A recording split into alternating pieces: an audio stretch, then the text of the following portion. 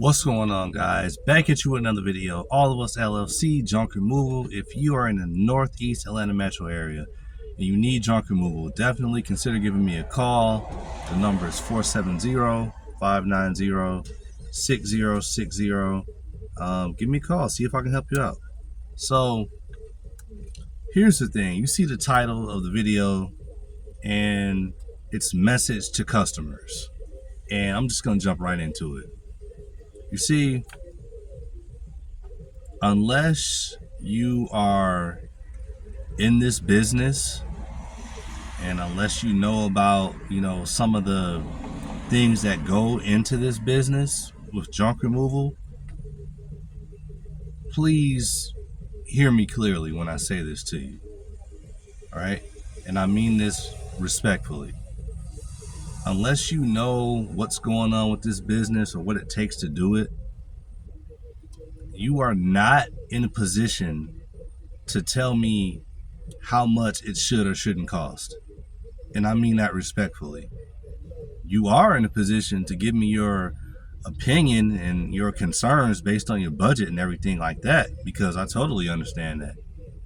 I have a budget too, and I have bills to take care of and stuff I got to do as well. So I totally understand that. But you can't just say, oh, this is trash, so this shouldn't cost that much. I had a customer the other day that I did a job for, and I went ahead and did the job, but I will never do a job for a customer like that again, ever. So he sent me some pictures. He called me. He sent me some pictures of what he had, and I gave him an estimated range of what it could be. But I told him, I will have to lay eyes on it, and then I could give him a final price. So I get there, and I take a look at everything. It's a debris pile. It looked like maybe he had a bathroom or something remodeled. And, there's always surprises at the bottoms of these piles, these debris piles. So most of it, looks like just a lot of carpet, the padding for the carpet. There's cardboard boxes and things of that nature, other miscellaneous trash. But then there's flooring towards the bottom, tile flooring, and stuff like that weighs a little bit more. He didn't have necessarily a ton of it, but he had enough to where I was gonna have to raise the price a little bit. And when I say a little bit, I mean $25. I raised this guy's price $25, and he complained about it. No, but I showed you the picture, and like I told you, yes, I appreciate you giving me the picture, but when I get there and I look at it and put eyes on it, then I'll be able to give you the final price, because then I see everything. See, some people just don't see the value in what we do as junk removal services. And frankly, there's a lot of customers that do. And a lot of those customers, they're willing to pay more. So that's who I'm going to gravitate towards in the future. I don't want any more back and forth negotiation with anybody. If I quote somebody a price and they complain, I'm just going to move on to the next customer. This guy complained over $25,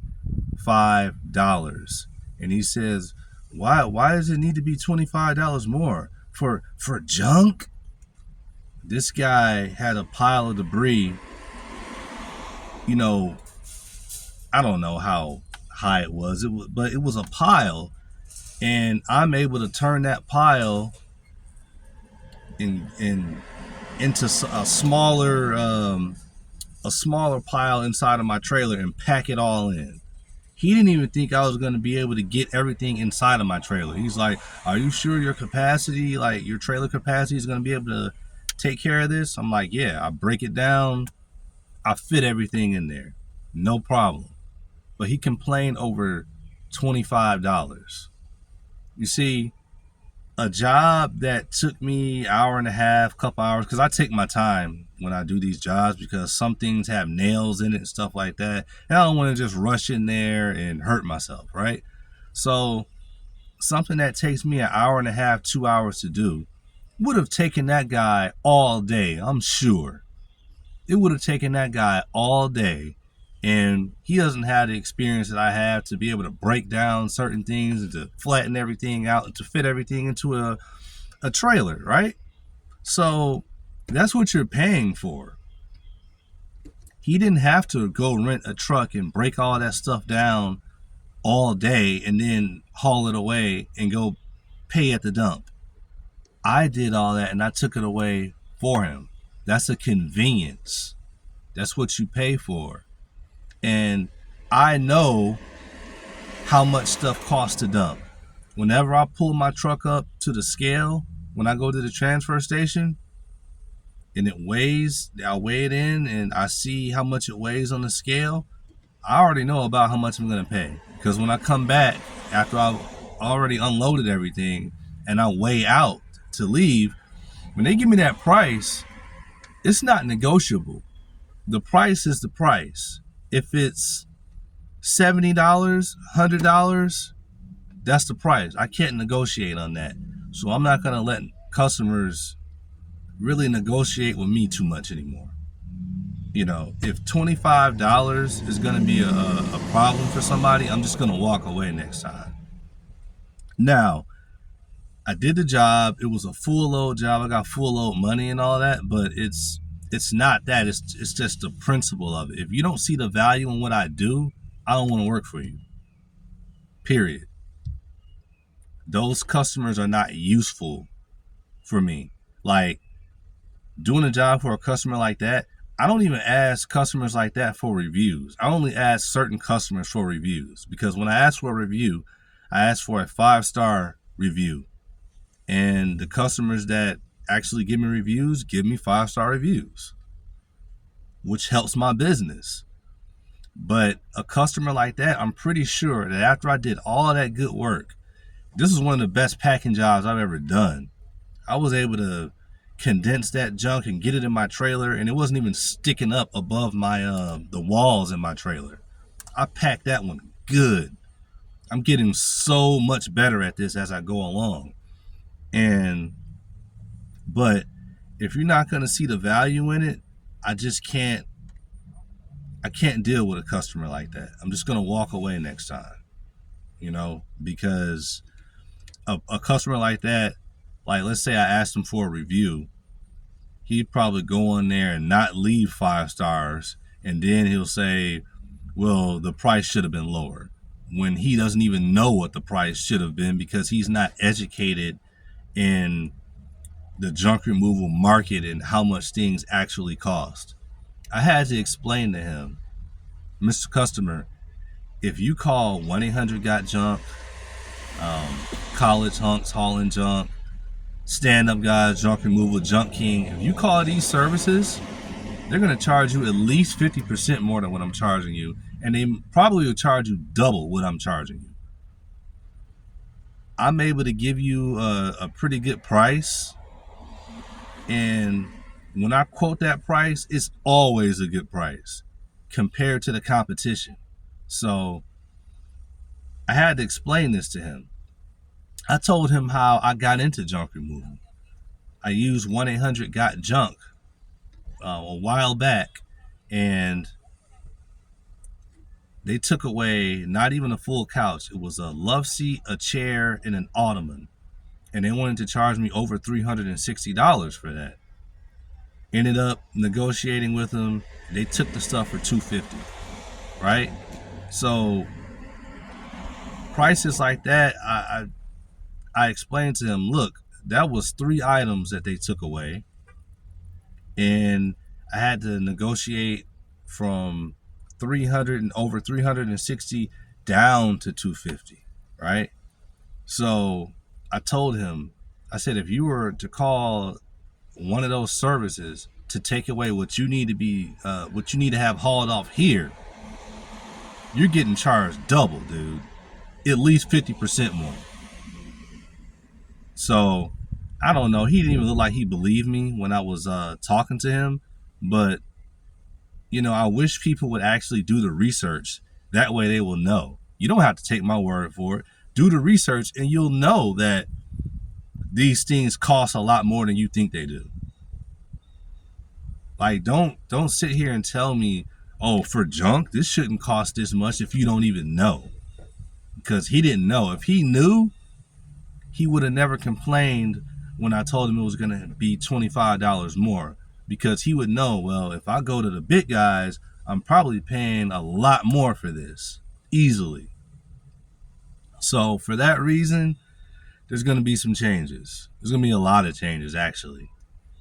Before I even got into junk removal, I was in healthcare, and I was in healthcare for 12 years. I have a really good resume in healthcare. I had a good job in healthcare. And thing is, I've always wanted to have my own business, because when it comes to a 9-to-5 job, no matter how long you work for this company and how many good years of service you give them, when you either don't want to work anymore or you can't work anymore, all you can do is walk away from that job or retire, and that's it. It's not like you can say, hey, hey, son or daughter, I'm done working now. This is for you. You can't do that because it's not your business to give. So that's why I wanted to start my own business. And I ended up jumping out here full time.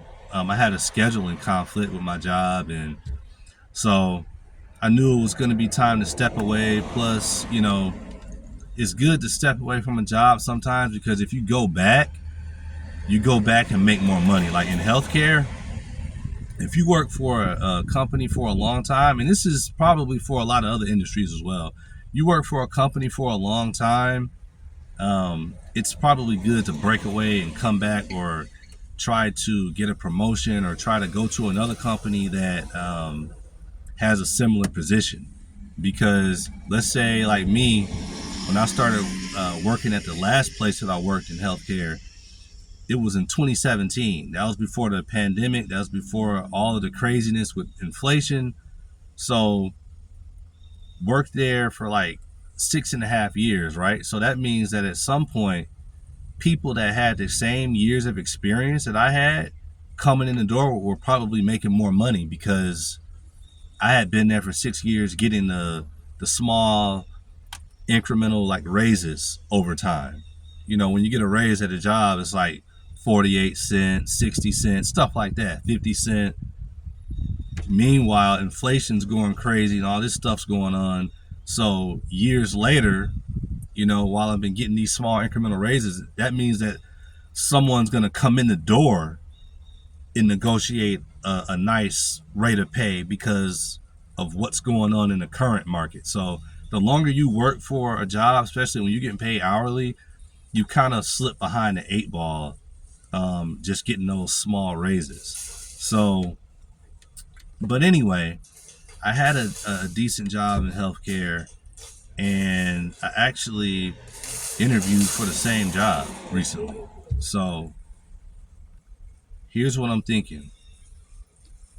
I'm going to step back into healthcare, and I'm going to run this business alongside a full-time job. And that's going to allow me even more ability to walk away from cheap customers, or customers that just don't see the value in what I do.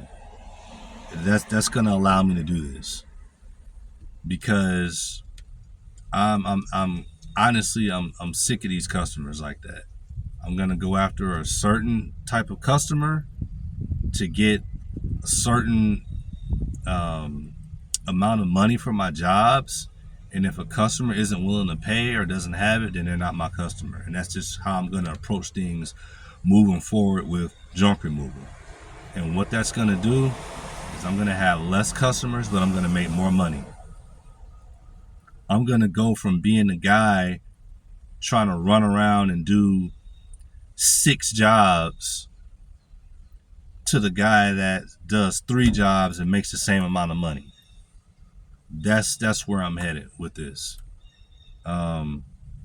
I've thought about it. That scheduling conflict that I had when I left my full-time job before, I don't have anymore. My wife mentioned it, so I kind of started thinking after she brought it up a few times. I'm like, you know what? If I do that and run that alongside my business makes money. But if I do the full-time job and the business, dude, there's a lot I can do for my business. Like I wanna go to a box truck just because I do deliveries and stuff sometimes, and I don't want to have to worry about rain and things like that. I don't want to have to worry about things blowing off of my trailer and stuff. So if I go back to a full-time job, I'm going to be able to get the box truck faster. I'm going to be able to put more money into advertising and things of that nature, and do it all quicker so I can benefit my business, so that when I'm ready to jump back into this business full time, it's working at a higher level than it's working at now. So that's going to be the plan.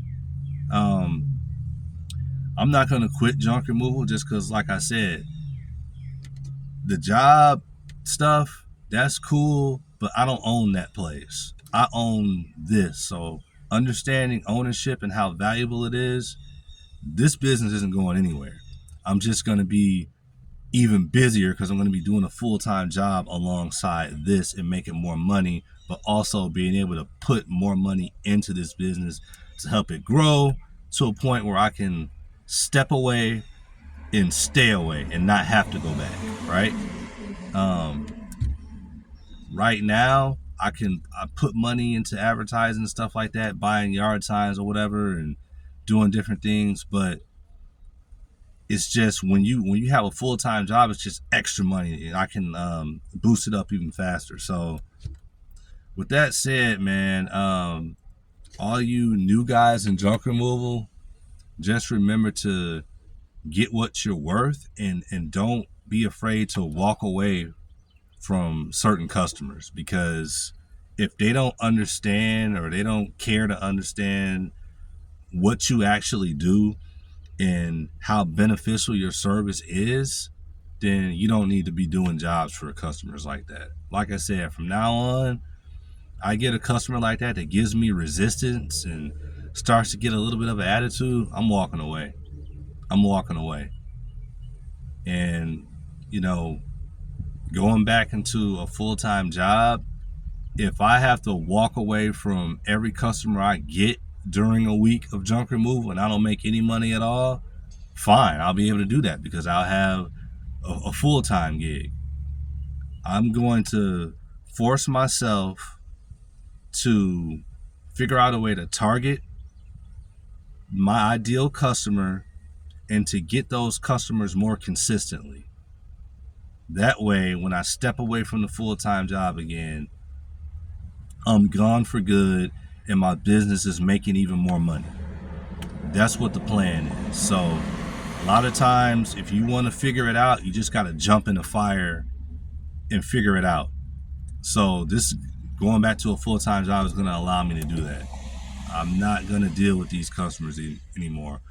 Quality customers only. And it may be painful for my business for a while to turn away a lot of customers, but until I figure out my way of getting high quality customers more consistently, then it's just going to have to be painful. I'm just going to have to force myself to get better. So that's what it is. I didn't make this video to be negative. I'm just sharing my experience, and maybe some of you that are stepping into junk removal will be able to learn from it.